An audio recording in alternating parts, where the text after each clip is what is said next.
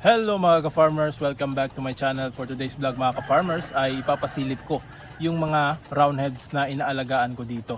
So mamaya lalagyan ko ito ng number, yung mga stag natin, at kayo yung pumili kung ano yung nagugustuhan nyo at i-comment nyo sa ilalim kung anong number yung nagustuhan nyo at kung bakit. So maraming salamat mga ka-farmers. At kapag konti lang yung clip na mapapakita ko dito sa YouTube mga ka-farmers, ay pwede nyong bisitahin yung Facebook page ko or personal FB account ko.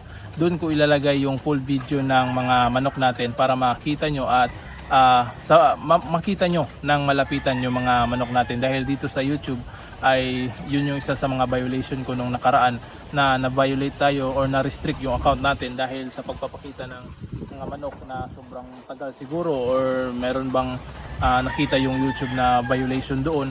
Kaya dito mga ka-farmers, maliit or konting clip lang yung ipapakita ko at dun yun lang sa Facebook page ko. Ilalagay ko dyan yung Facebook page ko para dun yung masubaybayan yung mga manok natin na pinapakita dito. Alright?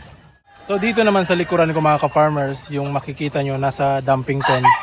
So yun ay mga sweater roundheads na mga stag natin. So mga nasa 5 to 6 months pa ang edad nito. So yan, ipapakita ko sa inyo mamaya. So nasa dumping pen lang yan dahil noon yung marami pa tayong natalian dito, wala tayong mapagtalian sa kanila. So ngayon, mga itong 6 yata yan siguro or 7. Yan yung dadalhin natin doon sa kabilang area natin. So doon natin ilalagay yan. So ito yung mga roundheads natin na mga pullet mga ka-farmers. Ito yung mga seed fowl natin na mga roundheads na gagamitin natin next year sa breeding.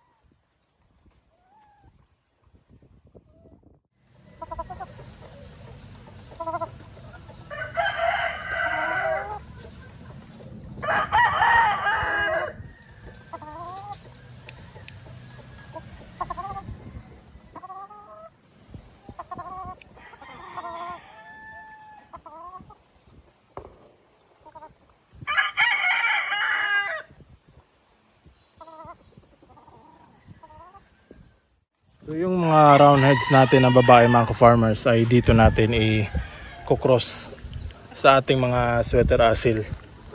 So ayan sila oh.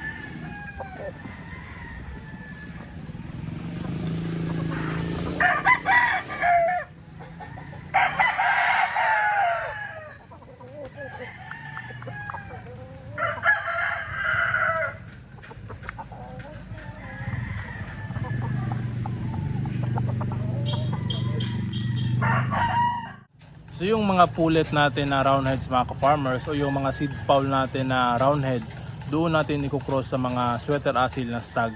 So sa ganung pamamaraan makapagpalabas tayo ng 3-way cross na mga manok. So yun ang mga goal ko or plano ko na i-crossbreed yung sweater asil na stag doon sa roundheads na mga babae. Dahil yung mga babae ko is seed fowl na, tapos medyo hindi na gaanong katangkaran o maliliit na. So ang gusto ko mga ka-farmers na bumalik yung tangkad ng mga roundheads natin. So mag-i-infuse ako ng sweater asil dahil sobrang tangkad naman yung mga sweater asil natin. So doon ko i-cross doon sa mga pullet natin na mga roundheads dahil medyo mababa yung mga tindig ng ating mga roundheads. So yun ang goal natin mga ka-farmers, para makapagpalabas ng medium to high na mga stag or mga pullet kapag na-crossbreed natin. So sana ay lalabas yung expectation natin o na dapat expectation natin doon sa crossbreeding na gagawin natin. Alright?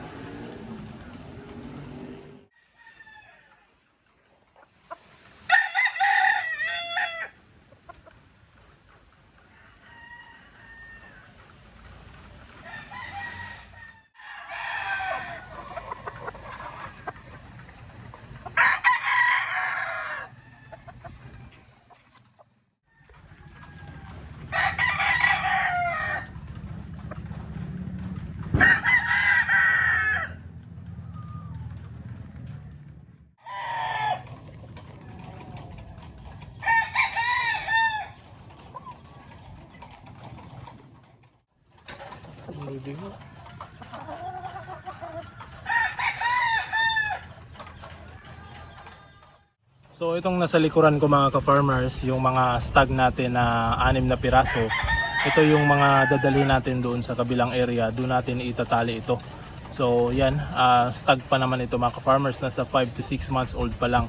So medyo yung palong nila ay doon na yata natin puputulan ng palong yun kapag medyo mature na yung mga stag natin. So itong mga manok na nandito ay hindi gaano mga matatangkad, so medium station na mga ka-farmers yung mga stag natin dito. So yun yung na-breed ko na ang ginamit ko doon sa breeding is ang ama nila is roundhead na one time winner at saka kinos ko sa mga sweater ko.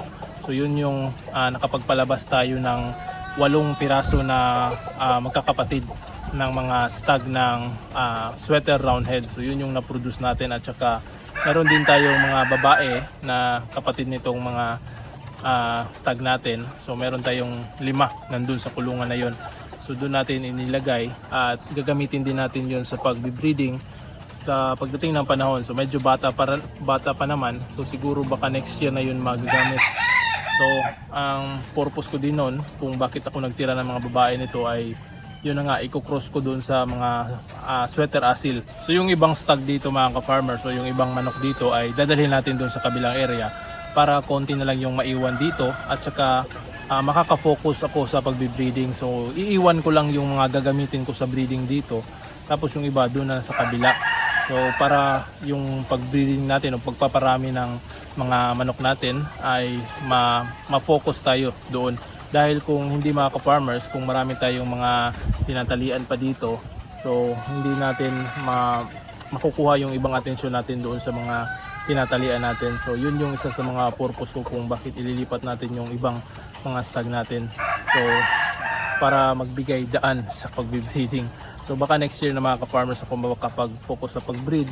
So hinahanda ko na yung mga babae, tapos yung iba dito ilalagay na lang sa battery cage para mas mapabilis natin o mapaparami agad yung mga produksyon natin sa mga itlog. So handang-handa na naman yung ibang babae, at saka yung mga pullet natin ng mga sweater asil ay gagamitin din natin. So konting panahon na lang ay mangingitlog na sila. So yung isa nga nangingitlog na, pero yung iba hindi pa. Pero kapag nakondisyon na natin yan na purga, na paliguan at saka na bacterial flushing, ay sigurado mga ka-farmers ay mangingitlog na rin yan. So yun yung goal natin next year, na makapag-produce ng mga 3-ports. So may dugong asil na 1-port, it's either sweater or roundhead yung dalawang bloodline na compose ng ating mapoproduce. So sana maganda yung mapalabas natin na crosses by the next year at maparami din natin. So titingnan natin, so hopefully mga ka-farmers ay maganda yung magiging resulta. Alright? So yun lamang sa video na ito mga ka-farmers. Hopefully meron kayong konting natutunan at nag-enjoy kayo sa video na ito. At kung meron man kayong mga katanungan mga ka-farmers, comment lang sa ilalim. At kung merong inquiry about sa mga manok natin dito ay pwede kayong mag-message sa Facebook page ko, sa personal Facebook page ko. So yun lang mga farmers, maraming salamat sa panonood at hanggang sa muli, happy farming! Woo!